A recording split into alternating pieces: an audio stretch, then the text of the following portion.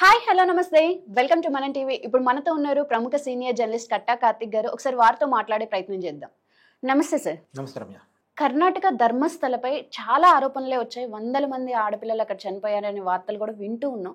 కానీ ఇక్కడ ఆశ్చర్యకరమైన విషయం ఏంటంటే బాధితులు ఎందుకు ఇప్పటి వరకు ఒక్కళ్ళు కూడా బయటికి రావట్లేదంటారు?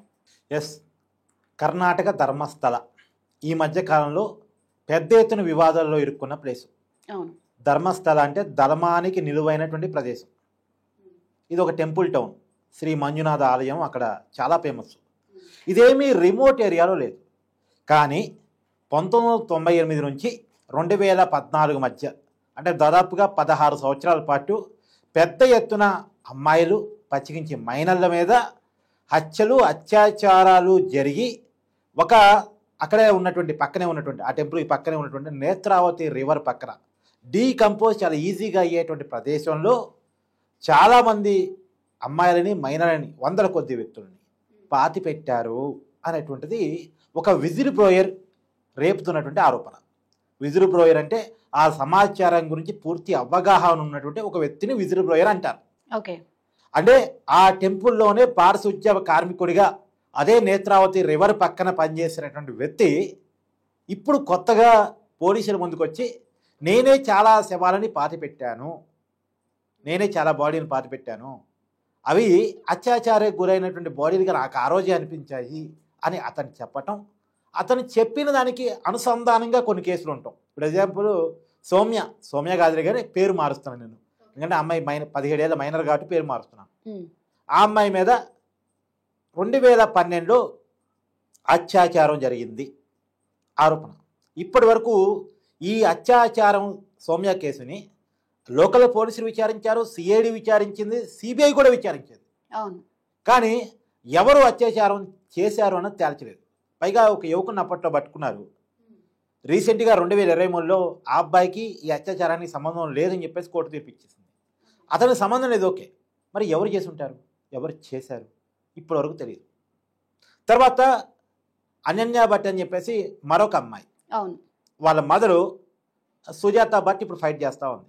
నా కూతురు కూడా ఇదే ధర్మస్థలకి పిక్నిక్ కోసం అని వచ్చి మిస్ అయింది, నా కూతురు మీద కూడా ఏదన్నా అఘాయిత్యం జరిగిందా, ఇక్కడే డీకంపోజ్ చేశారా అన్నటువంటి ఒక అనుమానాన్ని వ్యక్తం చేస్తుంది. ఈ రెండు సంఘటనలు విజిల్ బ్లోయర్ చెప్తున్నటువంటి ఆరోపణలు, ఈ మూడు కలగలిపి పెద్ద వివాదంగా మారింది. ఇప్పుడున్నటువంటి కర్ణాటకలో అధికారంలో ఉన్న కాంగ్రెస్ ప్రభుత్వం దీని మీద సిట్టు వేసింది. అయితే అక్కడ ప్రతిపక్షంలో ఉండి దేశంలో అధికారంలో ఉన్న బీజేపీ మాత్రం ఇది హిందూ దేవాలయం మీద జరుగుతున్న కుట్రగా అభివర్ణిస్తూ ఉంది. అవును, ఎందుకంటే ఈ పర్టికులర్గా ధర్మస్థలికి చాలా చరిత్ర ఉంది, ఆ టెంపుల్కి చాలా ప్రసిద్ధి ఉంది. ఆ ప్రసిద్ధిని నీరుగార్చే దానికోసం, ఆ చరిత్ర మీద మచ్చలు వేయటం కోసం కర్ణాటక హిందూ దేవాలయాల మీద జరుగుతున్న దాడిగా బీజేపీ దాన్ని అభివర్ణిస్తుంది. ఓకే, ఇలా బీజేపీ రేస్ చేస్తున్న పాయింట్ ఏంది, సిట్టు వేయటం మాకు అభ్యంతరం కాదు, కానీ ఏరి బాధితులు నిజానికి వందల కొద్ది అమ్మాయిలను కనుక అక్కడ బాడీలని డీకంపోజ్ చేసి ఉంటే 100 మందిలో కనీసం 10 మంది బయటికి రావాలి కదా. ఏం రావట్లేదే, మా అమ్మాయికి ఇది జరిగింది అది జరిగిందని చెప్పట్లేదే. రెండోది, అది ఒక రిమోట్ ఏరియా కాదు, ఒకరు కాకపోతే ఇంకొకరు చూస్తారు కదా, ఒకసారి కాకపోతే ఒకసారి గమనిస్తారు కదా, ఒకరు కాకపోతే ఇంకొకరు ప్రశ్నిస్తారు కదా. ఒక అమ్మాయి మీద అత్యంత దారుణంగా జరిగే డీకంపోజ్ చేస్తూ ఉంటే అక్కడ స్థానికులు చూస్తూ ఊరుకున్నారా, ప్రశ్నించకుండా నోరు మూసుకున్నారా, ఇంతమంది ప్రజలు భయపడ్డారా అనేటువంటి ప్రశ్న బీజేపీ వైపు నుంచి వస్తుంది. ఒకవేళ కుటుంబం లేని అమ్మాయిలు అయి ఉంటే అంటే ఏదేమైనా నేను అనేది ఏంటంటే, కావాలని కుట్రపూరితంగా హిందూ ధర్మం మీద కుట్ర చేస్తే అంతకన్నా పెద్ద తప్పు ఇంకొట్టలేదు. అవును, అదే క్రమంలో మతాన్ని చూపించి నిజం జరిగిన నేరాన్ని కనుక కప్పిచ్చే ప్రయత్నం చేస్తే అది కూడా పెద్ద నేరం. ఎస్, మతం పేరు చెప్పి నేరస్తును తప్పించాల్సిన పద్ధతి కాదు, దాన్ని ఏ ధర్మం ఒప్పుకోదు. అది పక్కన పెడితే జరగని నేరాన్ని నేరంగా చిత్రీకరించి ఒక మతం మీద దాడి చేయడం కూడా తప్పే అవుతుంది. బట్ ఈ రెండు వాదనలో ఏది నిజం అనేది ఎంక్వైరీ చేస్తే కానీ మనకు తెలియదు. ఇప్పటి వరకు అయితే నాకున్న సమాచారం మేరకు, నాకు మీడియాలో చూస్తున్న సమాచారం మేరకు ఆడికి వెళ్ళి ఆ శవాల అవశేషాలు, ఆ బాడీల అవశేషాలు గుర్తించినట్టయితే అక్కడ వార్తలు విన్నా నేను. అయితే పోలీసులు గతంలో ఏదో మాట అన్నట్టుగా నేను విన్నాను మీడియాలో, ఏదంటే అక్కడికి వెళ్ళి ఆ బాడీని కనుక గుర్తించి DNA టెస్ట్కి కనుక తెలిస్తే అందులోకి ఎవరైతే కంప్లైంట్ ఇచ్చున్నారో పారిశుద్ధ్య కార్మికుడు అదే టెంపుల్లో పనిచేసిన వ్యక్తి అతను పారిపోయే అవకాశం ఉంటుంది అని చెప్పేసి ఒక సిరీస్ స్టేట్మెంట్ ఇచ్చినట్టు మాత్రం విన్నాను. ఇప్పుడు అతను కస్టడీలో లేరా? అతను కస్టడీలో ఎందుకు ఉంటాడు? అతను కంప్లైంట్ ఇచ్చిన వ్యక్తి మాత్రమే. అంటే ప్రాణాపాయ స్థితి ఉంది నాకు అంటే అతను రక్షణ కల్పించాలి. అప్పుడు ప్రాణాపాయ స్థితి ఉందని కనుక అతను కంప్లైంట్ చేస్తే అతను పోలీసుల ముందు తన స్టేట్మెంట్ ఇస్తే అతని స్టేట్మెంట్ ఆధారంగా అతని రక్షణ కల్పించాలని బాధ్యత అక్కడ ప్రభుత్వం మీద పోలీసుల మీద ఉంటుంది. అతను కావాలంటే అతను కోర్టును కూడా అప్రోచ్ కావచ్చు రక్షణ కోసం.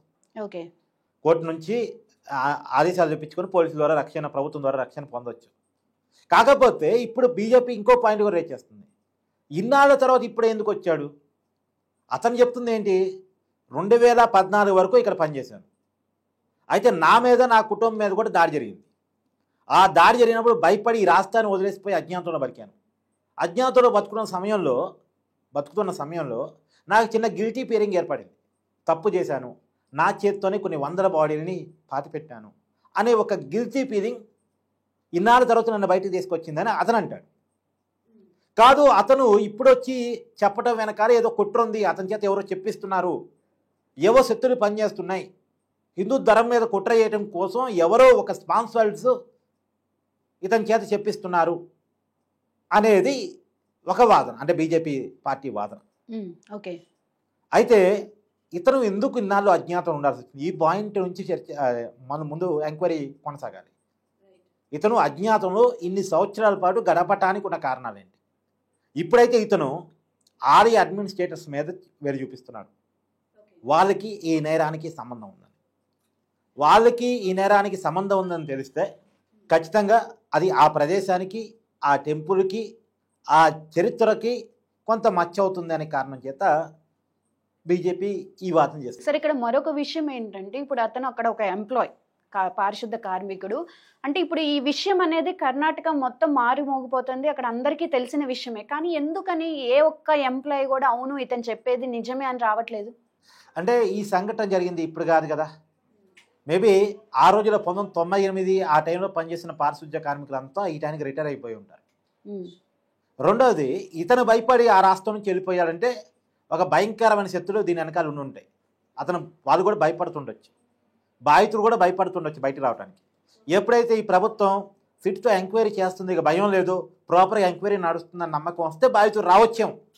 ఒక నిజంగా ఉంటే, నిజంగా బాధితులు ఉన్నారు, జరిగిందంతా నిజమే అని నేనైతే ఇప్పుడు చెప్పలేను. ఎందుకంటే ఎంక్వైరీ దశలో ఉన్న కేసుని ఇదే నిజమని మనం కన్ని కావడం లేదు. ఎందుకంటే అతను చెప్తున్న మాటలు తప్ప మనకి ఆధారాలు కనపడలేదు.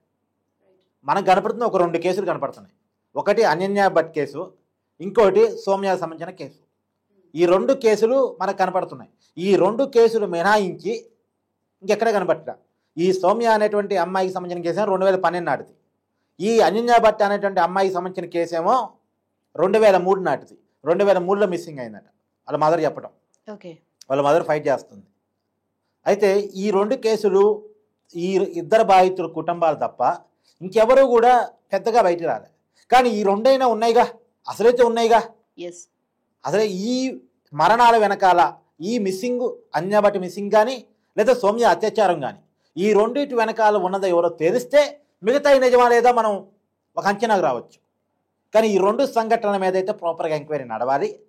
అతను చెప్తున్నట్టు అతను ఏమంటాడు, నా దగ్గర ఫోటోలు కూడా ఉన్నాయి, ఫోటోలు కూడా చూపిస్తా అంటున్నాడు. ఓకే, మరి ఆ ఫోటోలు ఏంటి, ఆ వ్యవహారం మీద కూడా చర్చ నడవాలి. Right, thank you sir.